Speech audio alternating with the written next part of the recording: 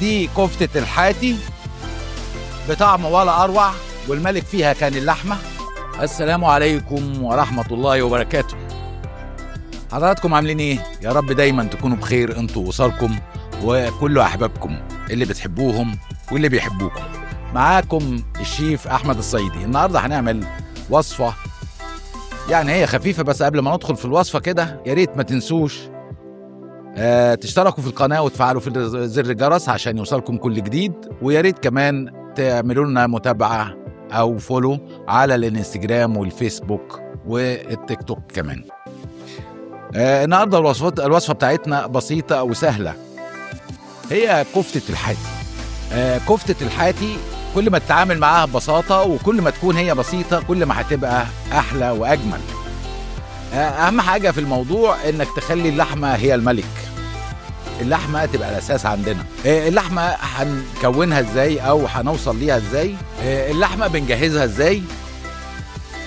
اللحمة المفروض نسبة الدهن فيها ما تقلش عن 20 ل 25% عشان تبقى ناجحة وتبقى تمام.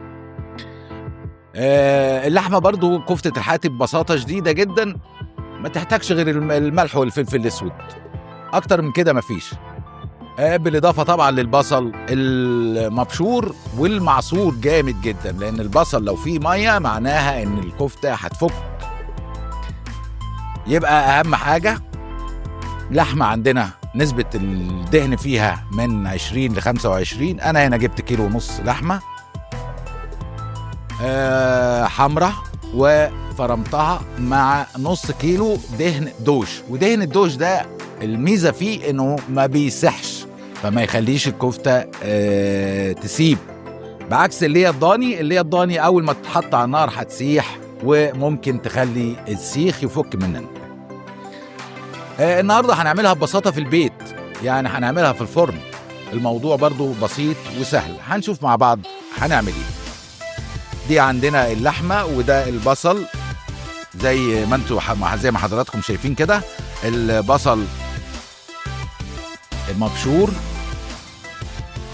ومعصور عصرة جامدة قوي، مفيش اي مية زي ما حضراتكم شايفين كده، تمام قوي. واللحمة بتاعتنا زي ما برضو اتفقنا انها 1.5 كيلو احمر، وكان النص دهن من الدوش. ودهن الدوش زي ما اتفقنا برضو ان هو ما بيسحش وبيخلي اللحمة متماسكة. والحاجة المهمة كمان بالنسبة للحمة انها بعد ما اشتريها اريحها في الثلاجة شوية. ما اريحها في الثلاجة شوية وانا بشتغل فيها تبقى باردة ساعة تحت ايدي، ده يخليها تمسك كويس على السيخ. نحط البصل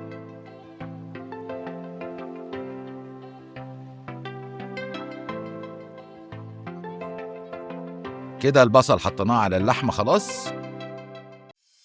نبتدي نتبل بقى. الملح بتاعنا عادي خالص، مفيش اي مشكلة. كيلو اللحمة عليه معلقة ملح. دي رشة جوز الطيب خفيفة، لكن الأساس بتاعنا ودي اختياري طبعا، الأساس بتاعنا الفلفل الأسود برضو معلقة صغيرة، وبرضو اختياري لو حابين نحط بهار لحمة رشة خفيفة كده معانا نص معلقة. حاجة المهمة جدا في الموضوع تاني في موضوع كفتة الحاتي انها نخلط المكونات خلط كويس جدا، ونتن او نستنى ندعك في اللحمة مسافة كويسة لغاية ما تصمغ معانا. ودلوقتي هنشوفها لما تصمغ واقول لكم بتصمغ ازاي. اهم حاجة ندعك فيها كويس قوي. اولا لما ندعكها كويس البصل هيتجانس مع اللحمة ويدخل معاها. نفضل بقى ندعك في اللحمة ونضرب فيها كده مسافة كويسة، يعني نتعب شوية، هي ده التعب اللي في الشغلانة كلها. كل ما قعدنا مسافة طويلة نضرب في اللحمة وندعك فيها كده ده هيخليها مصمغة كويس. وهوري لك دلوقتي او هوري لكم دلوقتي ازاي تبقى مصمغة كويس. ويعني ايه مصمغة؟ انا عشان حاطط انا كميه اللحمه اللي انا بستخدمها كتيره شويه، فانا هزود سنه بس فلفل اسود،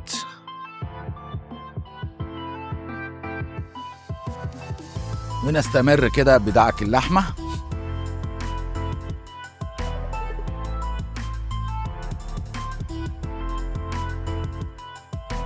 واضرب بقوه وما تخافش. زود فترة دعك اللحمة. كل ما بنزود عليها كل ما شفتوا اللحمة دلوقتي ابتدت تتماسك وتمسك مع بعضيها وتعمل كده شبه الخيوط الصغيرة كده. ده معناها ان اللحمة صمغت كويس. يعني ايه صمغت؟ يعني تقدر تمسك في السيخ او تقدر تبقى قابلة للتشكيل لو احنا هنكورها، لو احنا يعني كده يعني. لكن احنا بالنسبة لنا دلوقتي عايزينها تبقى ماسكة على السيخ، وبالتالي كده تبقى مصمغة كويس.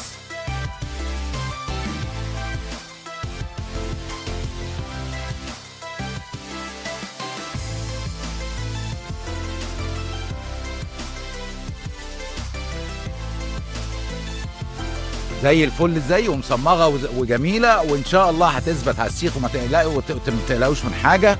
كل حاجه هتبقى زي الفل. تمام.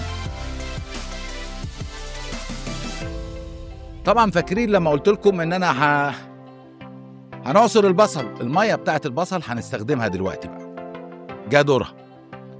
الميه بتاعت البصل مفيش مانع ابدا ان انا اتبلها شوية ملح صغيرين كده.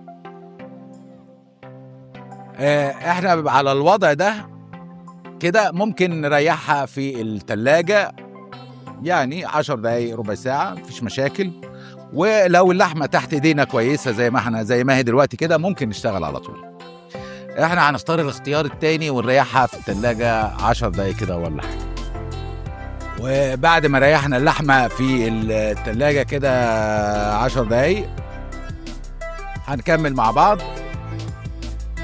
كنا بنظبط في المية بتاعة البصل عشان هنستخدمها في واحنا بنصبع الكفتة. حطينا شوية ملح، نحط كمان شوية فلفل اسود،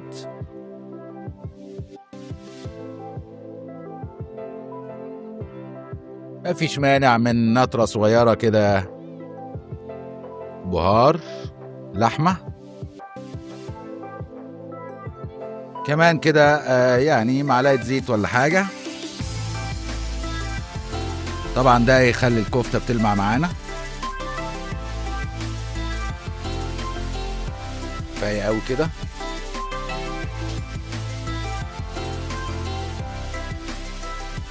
نضرب الخلطة دي كويس مع بعض. ودي مية البصل طبعا مهمة قوي في المطبخ، ان احنا ما نرميش حاجة، كل حاجة لها استخدام.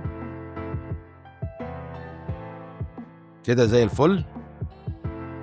طبعا بالنسبة للحاتي السيخ بتاعه يعني الكيلو بيتعمل في 8 سياخ، وكل سيخ بيتخرز 3 خرزات. لكن احنا بما ان احنا هنعملها في الفرن، فاحنا هنصبع على الخرزات الصغيرة. لو اطول شوية مفيش مشاكل. واحنا بنستخدم يا اما لو السيخ عندنا بتاع الحاتي عشان يخلي اللحمة مجوفة من جوه كده ينفع تتنفس كده وتبقى واخدة راحتها، يا اما ستيك شيش طاووق، يا اما السياخ كده المتاح عندنا دلوقتي.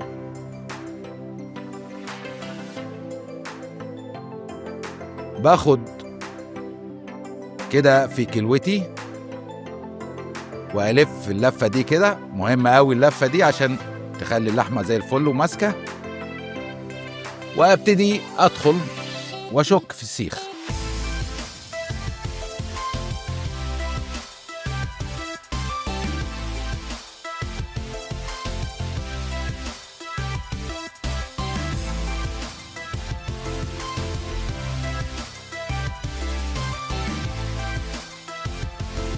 والسيخ التاني بنفس الكيفية. ألف اللحمة كده في إيدي كويس.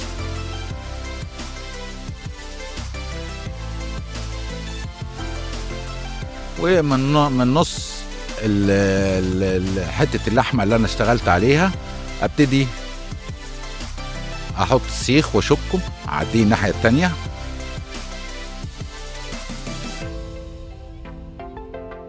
وبقى احصل على الرفعه او التخانه من ان انا بضغط على اللحمه بكلوتي كده، فبتطلع لقدام. ونستكمل السياخ كده نفس الحكايه، بحاول اخليهم طول بعض ونفس التخانه عشان وقت التسويه يبقى واحد. دي الاعتبارات كلها اللي احنا بناخدها في بالنا واحنا بنشتغل. نفس الشيء بطلع كده واحطها على الشبكه. مش لازم يبقوا مخنوقين قوي ورا بعض في الشبكه، اديهم مساحه كويسه عشان يدخل منها الحراره. وطبعا الشبكه مهمه عشان هتخلي الحراره توصل لها من فوق ومن تحت. لما نشغل المروحه بتاعه الفرن هتبقى الحراره بتوصل لها من فوق ومن تحت بنفس القدر تقريبا.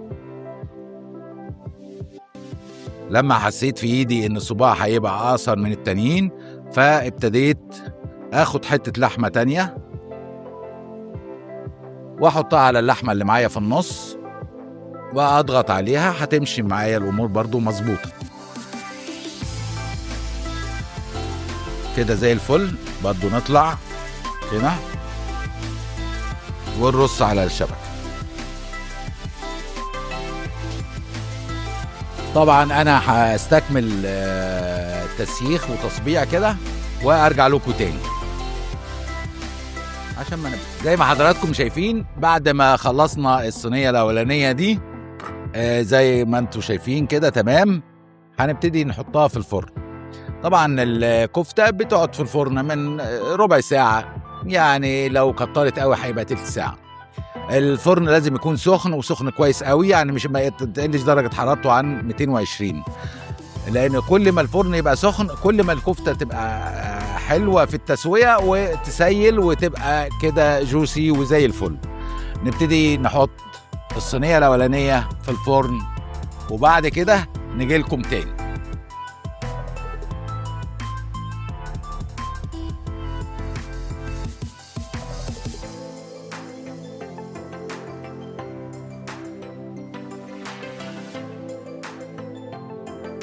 انا بس في حاجه صغيره نسيت اقولها لكم كده في الصينيه اللي فاتت، ان انا بحط شويه من ميه البصل على كام سلايس بصل كده، واي خضار عندكم موجود، وممكن تحطوا بطاطسايه كريهات ولا حاجه زي ما تحبوا، عشان بس الصينيه ما تتحرقش، بالاضافه لان البخار بتاع الميه وهو طالع بيخلي الكفته جوسي وتمام التمام. برضو هكمل الصينيه دي وارجع لكم تاني واحنا منتظرين الكفته لما تستوي.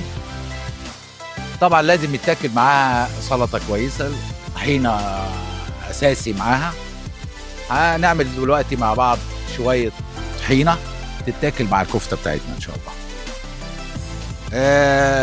ناخد كده كوبايه طحينه،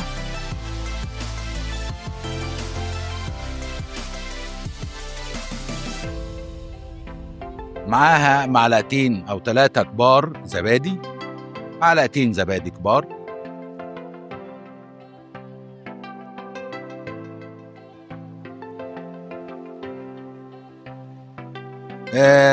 طبعا حلو قوي لو فص ثوم كده،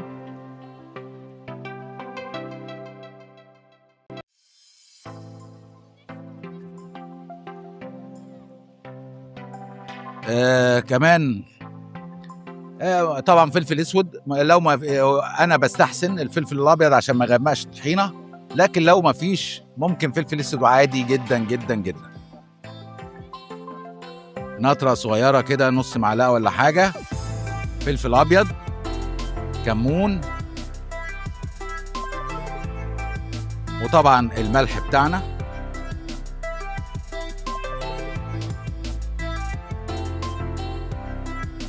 لما تبتدي تمسك مع بعضيها كده نبتدي نحلها او نفكها بالميه.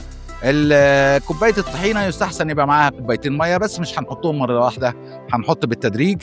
نبتدي نحط الكوبايه الاولانيه ونبتدي نضرب الطحينه.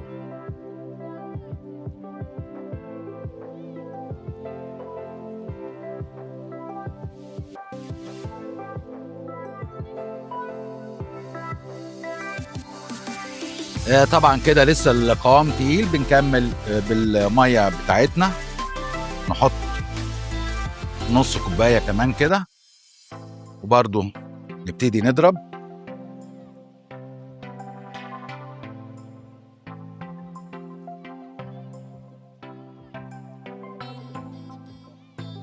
قوامت كده حلو قوي. نحط معلقه خل،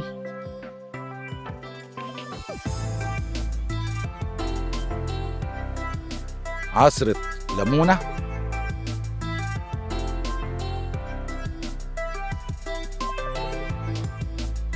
كده القوام بتاعنا 100 وزي الفل. ممكن قوي معلقة بابريكا صغيرة كده، يعني اقل من معلقة شوية كده، حلو قوي. شطة حمراء حسب بقى ما اللي عايز حراق قوي واللي عايز نص نص، وهكذا. كده زي الفل.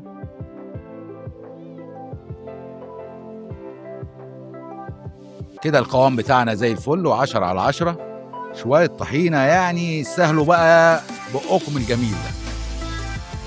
نركنها بقى على جنب شوية. طبعا زي ما انتم عارفين الكفتة بتاخدش وقت كتير، بس يعني انا بصيت عليها بصة صغيرة كده وهي خلاص في الاواخر بتاعتها. على بال ما دقيقتين كده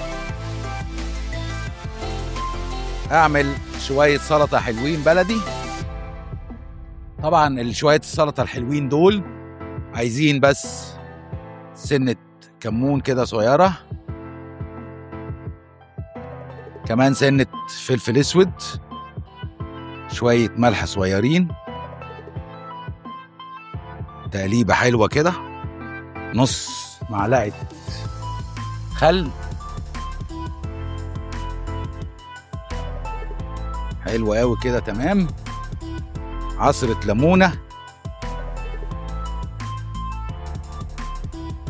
زي الفل كده. ايه الحلاوة والجمال دي! يا سلام لو رشة زيت زيتون، يا سيدي يا سيدي يا سيدي يا سيدي، زي الفل كده. والكفتة بتاعتنا كمان بقت جاهزة، نطلع بيها من الفرن بتاعنا كده.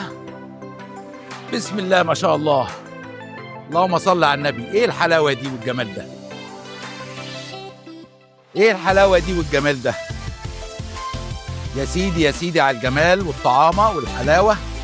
الريحة مش ممكن زي ما اتفقنا تخلي اللحمة الملك. انسى كل حاجة تبقى زي الفل، حاجة كده ولا أروع.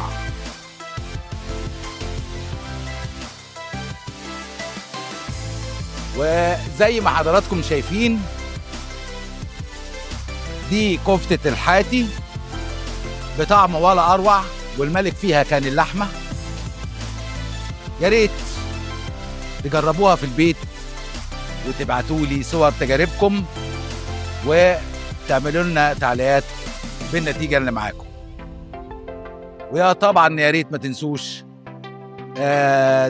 تشتركوا في القناة وتفعلوا زر الجرس عشان يوصلكم مننا كل جديد، وكمان تعملوا لنا فولو على الانستجرام والفيسبوك، وده فضلا وليس امرا. وسلام.